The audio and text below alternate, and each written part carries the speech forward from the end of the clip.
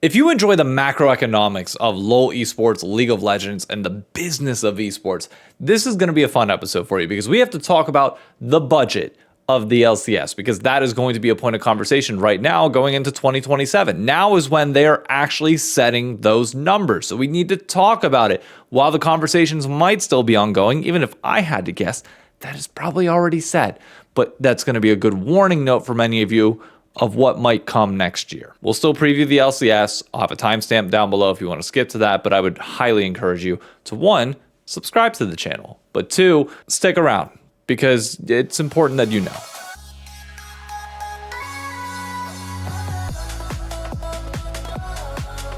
The first thing I do want to revisit here is what were the promises that were made by Mark Z and the LCS for this year? And did they keep them? Regardless of any numbers that we will go into in a bit, did they do what they said they were going to do? And the answer is overwhelmingly yes. This was a very positive year in terms of Riot's transparency around the league and their efforts to try and help get the game outside of Los Angeles. We had the road trip in Arizona for spring. You have the Lion road trip or homestand down in Mexico City, which is set to happen here in about 3 weeks. And then you do have finals at the Gas South Arena in Georgia. So yes, unequivocally, Riot said they were going to give us more events. We got 3. Fantastic, even though Lion bears the weight of responsibility for one of those, but that's how it's supposed to be in the modern ecosystem. And on top of that, yeah, finally getting back to the East Coast over in Atlanta. Great, awesome. Additionally, they promised cross-regional rivalries with the introduction of the America's Cup, which gave an extra team a free boot camp. Was this tournament a thing? Yes, it happened. It went on without flaw. It was fun to watch. C9 got beat. Brazil was able to earn themselves an extra spot at a boot camp. Would I say that this was like the most viewed thing in the world or like it drove the largest amount of excitement? No, not necessarily, but I think it served its purpose for the most part. I'm not going to complain. Plus, a boot camp for teams that are struggling financially right now, yeah, pretty good incentive. I'd say keep this around 100%. So, Riot did exactly what they said they were going to do. Did it work, though, in terms of helping the league? Well, as long as you're not looking at viewership, technically, yeah. Like, it's great for a community building point of view, but the viewership's not good. And I know there are going to be some people to say, oh, you're harping on the viewership. I haven't talked about this shit in 2 months. I went back and checked, but we do got to call it out because that number is still really low. And barring one day where it popped off, because I think Cadril might have co-streamed the beginning of like the C9 TL matchup there. No, the average ain't great. It's still at 60K right now. That will increase by the end of the year as you get to best of 5s, but it's not going over 70K. Like, it's just not going to happen. I mean, maybe if playoffs just absolutely pops off, but odds are heavily against that. So that means that we're down in viewership from last year about 25%. Not good. And I don't think that's the result of any choices that were made this year, to be honest. The number's been fairly consistent from start to finish this year. It's the long-standing impacts of the LTA and the bad decisions of years past, as well as, honestly, the global LoL esports calendar feeling more packed and strenuous than it ever has before. Because there is a heightened sense on international play, there's not as much focus on the domestic level, and that is being felt across every region, barring the LCK.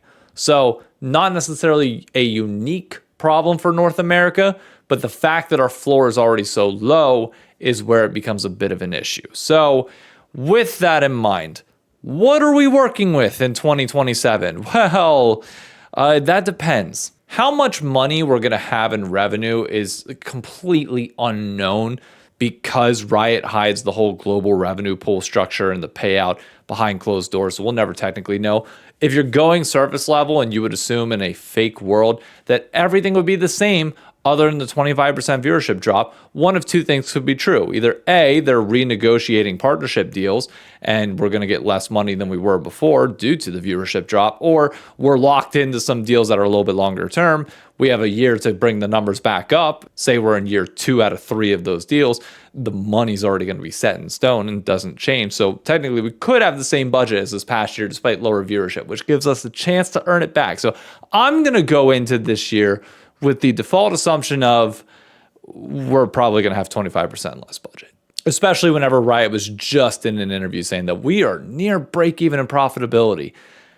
Yeah, no, we ain't getting the same monies this year. So where do you go what do you do? What's the goal now? There's really two trains of thought that you could take with that front. First is that you keep everything identical to what it is this year with the same goals, the same missions, and go from there. And we'll see if we truly are at rock bottom or if we can rebound at all. Like, is there any saving grace by having stability year over year, which we have not had in quite a while? I think there's a ton of value to that. Sure. Or we do what I call Project Lateral. This requires you to adopt the philosophy and the mind frame that you have to try something. Otherwise, you're just going to bleed out, and you'd rather go out swinging than you would just laying down in the bed that you've made for yourself. And I'm not saying swinging isn't we change a lot of things. I'm still operating within mostly the same mind frame. But here's the things that I have in my mind that, yes, would probably take on a loss temporarily, but I think might be worth it to try and see if it can recover at least for 1 year. And if it can't, it can. First, 10 teams. 10 teams in the league. I think it changes the narratives, the optics, everything. Does it change viewership? I highly doubt it. There is no team that you could bring in, barring Mr. Beast and maybe Jinxie getting a team tomorrow, that would overnight just flip it, or maybe Los Returns. I doubt that's happening. But either way, as a fan, I'm telling you the league feels better with 10 teams than 8.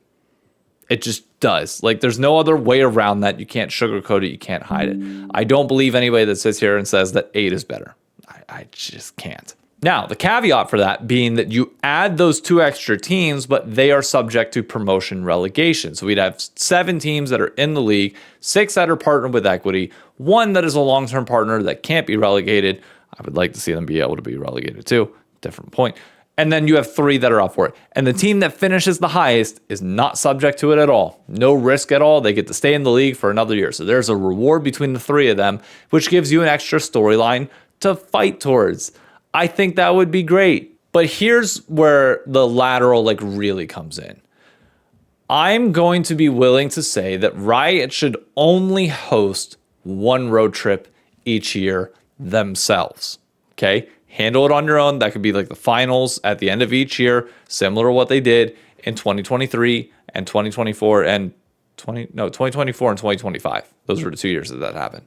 But the big caveat being, I'm willing to go in the closet for every single week next year or online or whatever it might be if you get us out to more festivals, events, beyond, whatever that might be. We do need to be on the road with more people, but I think you need to be in hubs where people are playing the game. It is very clear via these events that you are not getting just the casual league crowd that cares enough about the LCS to show up consistently. Like, we're not selling out these, but we are struggling to sell every ticket for all of these events. Now, if they were in New York, different story, but I also know there's a cost element to that. I'm not trying to diminish that in any way, but I think there's a lot of value to making sure that we are at DreamHack Atlanta, that we are at PAX East or PAX West or whatever, South by Southwest, whatever these might be, anywhere that will have us there. Okay, and they are willing to put on the production and beyond. We send some talent down there, fly them out for the weekend. We send a few teams to same thing that we're doing now for the homestands. Because let's be honest, teams aren't able to do that right now, barring Lion, who own the venue that they're going to be going to, or at least the owner owns Cinemax, so he's able to fund that. We're not going to be able to do that. So go to the events where gamers are, and maybe that will garner enough interest that you can then, in a few years, go elsewhere. And the other thing that I would add to that is, I need every fucking team in this league to pick a city, okay? Pick a city and try and develop a fandom there. Because I don't care what any of these orgs say. It's like, oh, but our brand stands on its own internationally. Not within league, it doesn't. None of you do. And I will bash my own org that I'm a fan of in Team Liquid as well. We're barely getting 70,000 viewers on our own without Cadril carrying it. Okay? We have no regional fandom. We have no ties to any of the things that make Europe as strong as it is right now in certain aspects. And we need to start. Sitting here and trying to think that you were going to be any different than the problem that you have caused over the last 8 years by just saying, no, we're going to be the best of the online model. We're going to be able to get fans purely through content. No, you're not. Like, stop thinking you're different than what you actually are. You need to have somebody in a local area trying to develop fandom to eventually have a road trip, to eventually develop a brand around. That's your best chance, in my opinion. So I need every team to pick a freaking city and stick with it. You know who I want here in New York, and I'm very biased towards that. But I don't even care if I don't get my way. It's worth trying.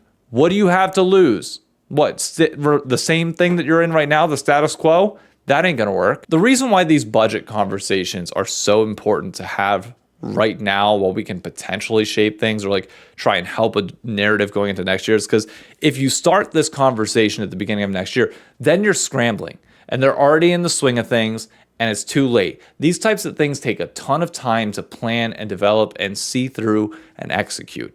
So you got to start having these conversations early, especially when the odds of our budget shrinking are going up by the minute. And if you don't like hearing these conversations because it makes you uncomfy with where we are currently at, I'm sorry, that's the reality of our region right now. And sitting here looking at it saying, it'll get better one day. Go rewatch Harry Potter and the Prisoner of Azkaban, okay?